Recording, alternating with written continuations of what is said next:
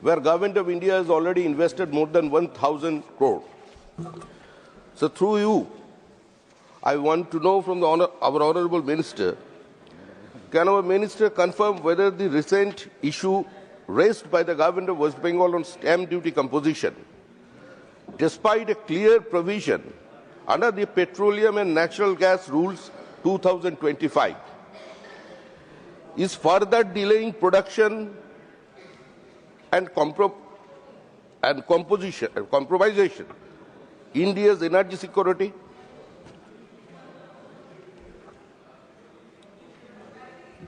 Sir, I would like to thank the honourable member not only for this specific question, which I am happy to answer, but also for his persistence in this issue. Sir, projects related to exploration and production, or E&P, are by very definition complex. They have a long gestation period, and, sir, they involve heavy capital expenditure. Insofar as the Ashoknagar project is concerned, sir, as this House, some of us at least, have been very familiar with this, the production sharing contract was signed for exploration block WB ONN 2005-4 between ONGC and oil during the NELP round 7. This was done, sir, in 2008, and ONGC was the contractor for this block. This block is located in the North 24 Parganas district, and the discovery was made, sir, in 2018.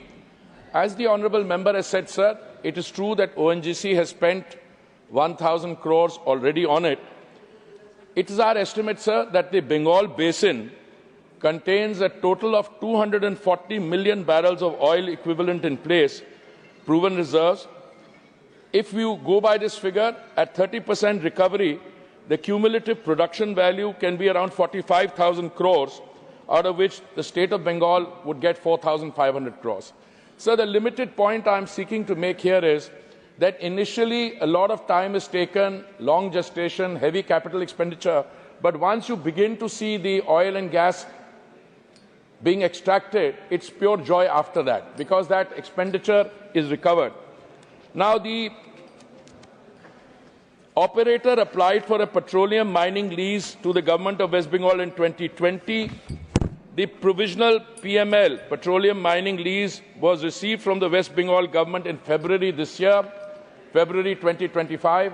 Sir, I've had the opportunity in June this year of convening an Urja Mantra, a meeting of all the states along with all the other stakeholders, and I'm very happy to say that there is a new enthusiasm, new spirit of cooperation, and everything is moving per head. I can understand the honourable member's anxiety. Are we going to get delayed further? Sir, the exchange of letters between ONGC and the West Bengal government has only taken place on December 10 and 12. I have copies of the letter with me. My reading, based on where we've reached so far, that in the light of the latest legislation which we have, the oil field development thing, which has come out after that date, I think it was notified only about 5-6 days ago, I don't see any problem. The situation is quite clear that stamp duty has to be paid on the duration of the entire lease. So if the lease in this case is 30 years, the stamp duty will be paid on the entire lease period. The issue is on royalty. Stamp duty will be paid on royalty as and when the royalty is received. I mean, the whole idea is to facilitate this both for the concerned state government and the operator. And I think the honourable member who's been pursuing this will also realize that there has been all-round movement on this. Personally, I'm not a soothsayer and I don't like to anticipate, but I think considering when we started, 50 years it's been going on. 2008, we had the production sharing agreement. 2018, we moved forward on the PML. Now we have everything in place, maybe another few weeks, and hopefully we can say that this is something that we have achieved and that production will go on. Sir, I'm very happy to tell you that states, when they cooperate with the exploration and production activity, they get revenues, sir. Sir, they get revenues from petroleum and diesel.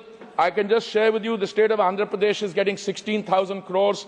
Gujarat 24,500 crores, Maharashtra 37,000 crores, Rajasthan 18,900 crores, Tamil Nadu 24,861 crores, Uttar Pradesh 31,200 crores, West Bengal 13,000. I'm sure once this is fructified and we have other discoveries, 1,000 crores has been invested and an area of 99 square kilometers are there. This is only one small area. When this began, I'm sure West Bengal's revenues will also go up as a result of this. So I'm reasonably confident, as I said, that based on the latest law, this business about stamp duty on lease rent and stamp duty on the royalty, which will be payable as and when the extraction takes place, and the royalty as a fixed amount accrues to the state government, this will be resolved. Thank you, sir.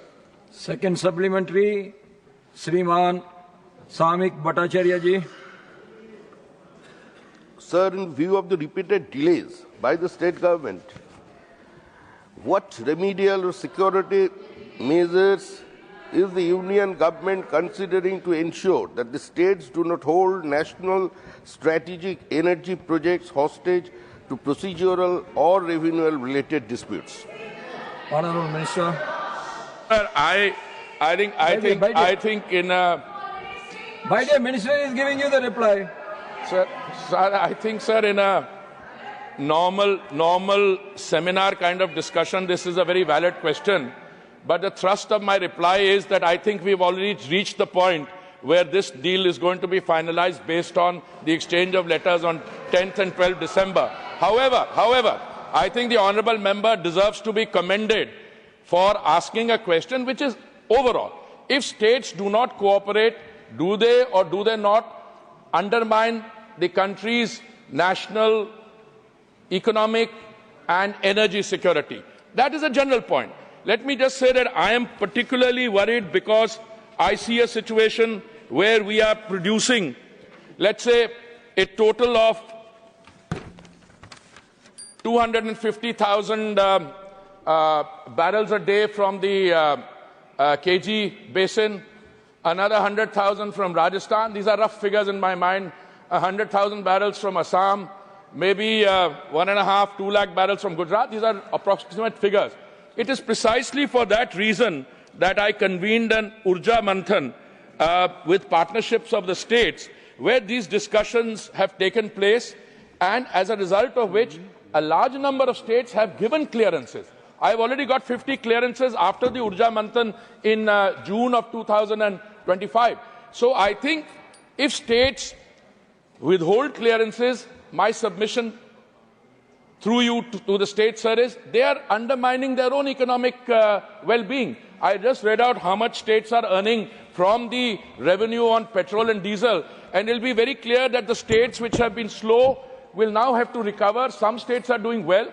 But, sir, overall, we have an economy growing at 8.2% in the last quarter. Our energy consumption, according to the Indian International Energy Association, is that in the next 20 years, we will be consuming more than 30% of the incremental demand. So the energy consumption is rising. So our imports are also rising, even though domestic production is going up. But today we are consuming, sir, 5.6 million barrels of crude a day. Our refining capacity is going up. I would like to have our state governments, in partnership with the central government, to get more and more of this revenue. And I think what the honourable member has asked is valid, but let the message go through this House that the states actually serve their own economic well-being and the welfare of their citizens when they grant these licenses expeditiously. I am also confident, sir, that with ENP going up, we have the next 10th round of bids going to come up very shortly. Overall, with the new law in place, all the stakeholders will benefit from the far-reaching changes that the government under the Honourable Prime Minister has made in the last few years.